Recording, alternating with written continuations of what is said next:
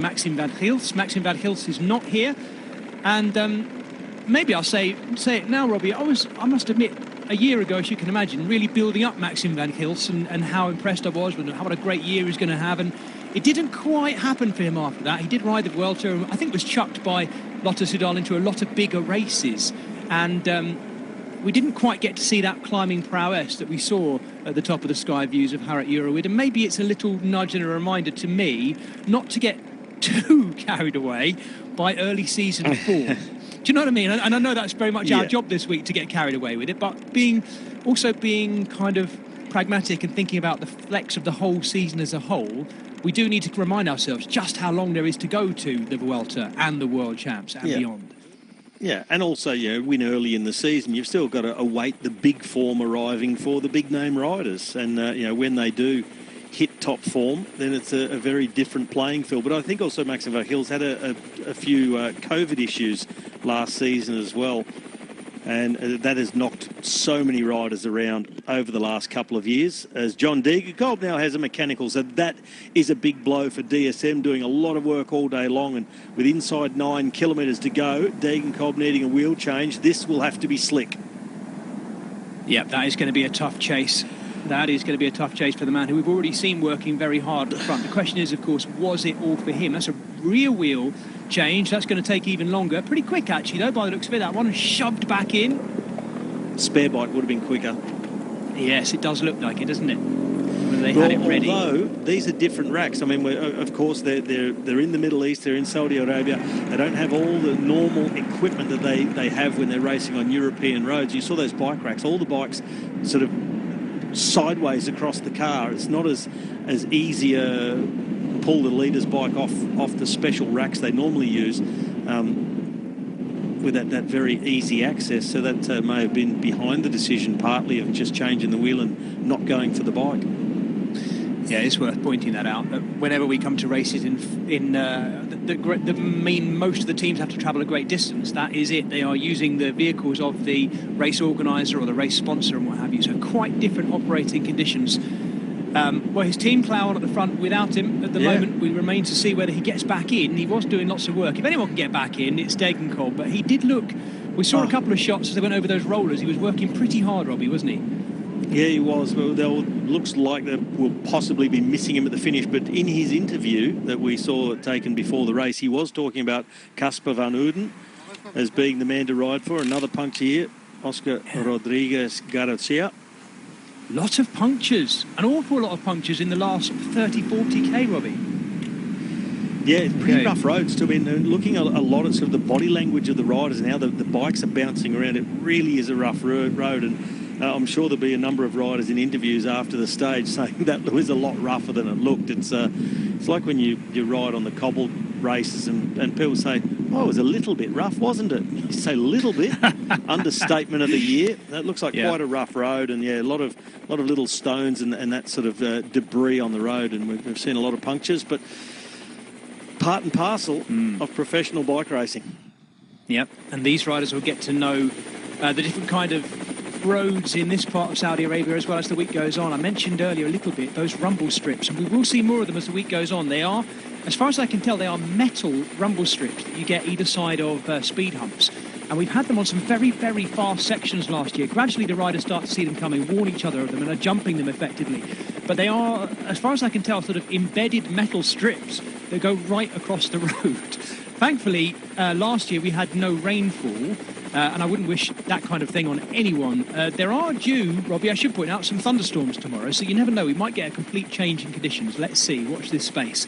Kind of ideal racing conditions at the moment as we see our very, very compact peloton spread right across the road and bowling on together as well, heading towards that final 5k. They still have that headwind pressing them, so I guess that might be what's slowing down the pointy end of this peloton, Robbie.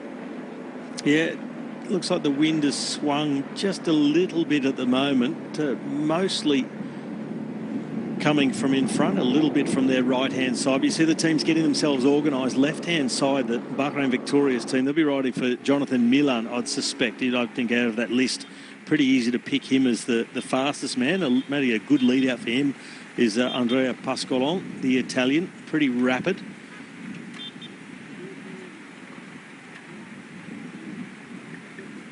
Yeah, they're an interesting team for this week because, of course, they will also be thinking about Santiago Buitrago, who has such a good opportunity. I mentioned Maxim van Hils last year not having quite the year he'd have wanted after winning this race very, very early on in his professional career as a 21-year-old last year. Buitrago, quite the opposite, really. Had a really solid season last year and continued to develop and grow. Rode a very good Vuelta at the end of the year as well. We'll look to see how he's going to go in the two hilly finishes. Reminder to viewers, of course, Thursday being our big Queen stage up to the sky views of Harat Urawid, but the day before up to Abu Raqqa, where Santiago Buitrago won a year ago as well. The two stages where we expect to see the climbers and the punchers come to the fore. A bit of a split in the peloton, either side of those quite hefty looking cat's eyes down the middle of the road there, quite lumpy ones too. And it is Bahrain Victorious who push over to the right hand side of the road. As Robbie mentioned, Jonathan Milan will be tucked in there on the back of those riders. You can also see Dusan Račović in the Serbian National Road Race Champions jersey. There he is in the white top. He's a fast finisher too as well, Račović. Might be him they're thinking of.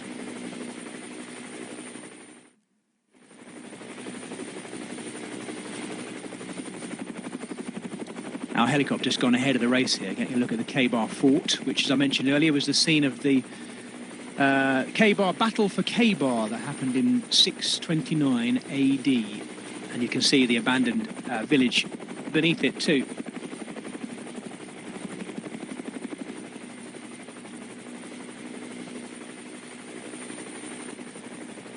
As we swing back to the front of our peloton, we should be seeing about 5k to go. And really, the final push not quite on yet, Robbie, is it? The combination of the wind pressing against them and the massing of teams around them just delaying the final big push maybe from one or two of these teams. I guess it depends how much firepower they have left. The question is how much of Team Jayco Alula got left to get Groenewegen into the perfect position. Yeah, that's right. They've already used a bit of their resources, Jayco Alula. They've already had 4 riders pretty much overboard. And so Bahrain Victorious has come through to the front. But what's good for Groenewegen is, his main lead-out men have not done any work there. So they're just finding their way into the wheels, staying protected. It's not how long you're on the front, it's when you're on the front. And just that last centimetre over the line is the only one that really counts. So they're just happily riding their way in, following teams who are getting a bit too antsy, a bit too early. I don't know whether we missed that while we were looking at the fort there, whether that was an attack between these from these two. I think it must have been. They had a little bit of daylight, didn't they? No great panic behind. And it continues to be that lone rider there from Bahrain Victorious that has Dusan Račović on his wheel. Look out for that white skin suit. Be interesting to see. It does look to me like they're trying to protect the Serbian National Road Race Champion and bring him up into good position. 25-year-old, fast finisher. I think he's their man for this finish today. Cees Bol, by the looks of it, what is that? 6th, 7th wheel there, but he only has one teammate there to help him in those new colours of Astana, Kazakhstan, Robbie. Yep, and Van Uden, he's also up there from DSM, so just inside 3 kilometres to go, and Groenewegen and Jayco Alula a little bit far back, maybe. But maybe they just think they know what they're doing and they're just going to bide their time, because it's still those 2 riders that we saw make that little attack, Uno X and Bingol. And the next of their teammates, well, no one else of Uno X in the picture. Bingol another 15 wheels further back, so not exactly what you call a textbook lead-out. Looking a little bit further back, trying to see who's really got that cohesion, which team is riding as a block really together. There they are, the blue and white colours, Jayco Alula, 3 of them together a little bit further back and getting a free ride towards the front now on the back of a couple of the riders of DSM. DSM look desperate to get control of this one. This looks like Neil Zykov, who's waiting his turn, but he's looking back to see where the rest are there. They're all there, but they're pretty spread out now. They're looking to bring up riders. I'm just seeing if John Degenkolb has got back in. That is Casper Van Uden, who's being brought up the outside as well on the back wheel of Alex Edmondson. There they are. So they're getting back into position, the DSM. They are, and it's Van Uden, as you said, in 3rd wheel, and then moving up on the right-hand side, Dylan Groenewegen, 3rd position, in the blue colours with the white shoulders of Jayco Alula. So the best sprinters being brought into position now with just 1.5 kilometres to go. And DSM, well, they've already had a few wins this season. and way earlier than they went anything last season. They are in the winning mood and wanting to pull another big one out of the bag today. Looking around the right-hand side, the big switch in the middle, and there's a crash. It was, you know what, it was bound to happen, Robbie. There was a lot of looking around going on, a bit of backing off as well from some of the riders in there, and I don't know if any of the big favourites have been caught up in that. We can see Groenewegen there. He's got two riders there as lead out. It is Casque van Houten who is at the back of this line of DSM riders. It's two of the riders from Bingo Wallonie Bruxelles as well, and one, I think that might be Matt Gibson. It is Matt Gibson, the British rider for Human Powered Health. Hope everyone's all right in there. We're into the final kilometre here, and it's Zdeněk Stybar who's pulling up on the outside now in the white and blue of Jaco Alula. Where is Dylan Groenewegen? I'm not sure he hasn't just lost the back wheel of Stybar there. Stybar is in amongst the DSM riders. It's, well, Groenewegen is just back a little bit, but, there's another big switch there, and I thought maybe another crash in the background, almost, not quite. DSM take control now. Jaco Alula out. Dylan Groenewegen's in there in about 6th position. We are well into the last, 600 metres now as well. Groenewegen sits. He's got two teammates there for help. So Groenewegen is the third wheel up there, the blue and white of Jaco Alula. He's ready, but he's going to have some company here in the shape of Andrea Pasqualon coming up alongside him as well. And it looks as well like Max Walscheid. Walscheid has got the back wheel of Groenewegen. Here comes the big lead out from Jaco Alula. Groenewegen ready to fire. He's got to deliver. This is what they've come here for. The Dutchman, Dylan Groenewegen, is kicking. He's got Walscheid. He's distanced Walscheid. Groenewegen's going to run away with this one, and he's got it easily. Stage 1 goes the way of Dylan Groenewegen. 1 win away now from equaling his 2 wins of last year, and that was an impressive final turn of speed. Max Walscheid had no response to that either, although he was right there.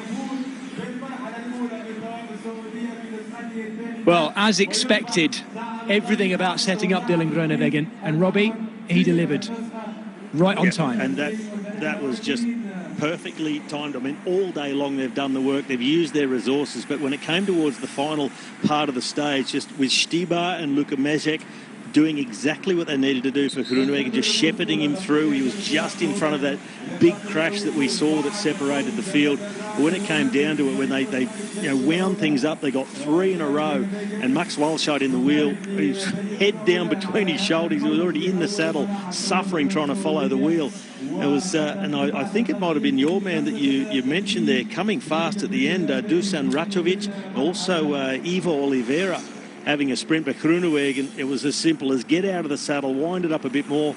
He maybe backed off a bit early to freewheel in and thought, no, a couple more pedal strokes should do the trick. And that's the first one of the year in the bag for the Dutchman. Oh, Robbie, that was a nervous one though, wasn't it? And it was messy, really messy. Let's have a look at it again from above. Well, Van Houten, he was being brought in by his team, and he just wasn't able to make the acceleration when he needed to pick up the wheel of Groenewegen. And then the lead out, it's like Groenewegen wanted to stay left, and then he saw, oh no, there's my lead out on the right side. But look at him scrambling behind it. Big Max Walscheid, he's trying to get down low, get some slipstream behind Groenewegen. Max Kanter in the blue of Movistar trying to get his way through as well, but they're just all a little bit far back. And here comes the run from Račović on the right, the Serbian national champion. He rounds up 3 of them. Groenewegen goes, pause from Račović as he comes through the right, and unable to follow the wheel was Walscheid. And Dylan Groenewegen sat up a bit early, but Walscheid, he fended off Račović right at the end, I think just to hang on for second, but absolutely no doubt. And look at the look of determination on Groenewegen's face, but then staying relaxed and getting a look from the teammate, from Luka Mezek. These two work so well together. Absolutely perfect lead out. And Groenewegen at this point, I think he just felt there was such a gap behind him. A quick look down between the feet. Sees he's got the gap behind his back wheel. Starts to ease off a little bit early. Couple more pedal strokes. Make sure you take it all the way. Oh, he's got power on tap, hasn't he? He's like, nope, a couple more strokes till the day's done. Great win by Dylan Groenewegen, showing how he is just perfectly formed sprint machine. Just opening up the taps a little bit more to stay clear. And we'll be able to confirm that result for you here. Dylan Groenewegen, the winner over Dusan Račović. And Groenewegen will take over the race lead, of course. Max Walscheid in third, and it was Søren Welschgaard, the under-23 world time trial champion, in third there. In fourth, I should say, just ahead of Max Kanter. Great win for Dylan Groenewegen, and he has the race lead.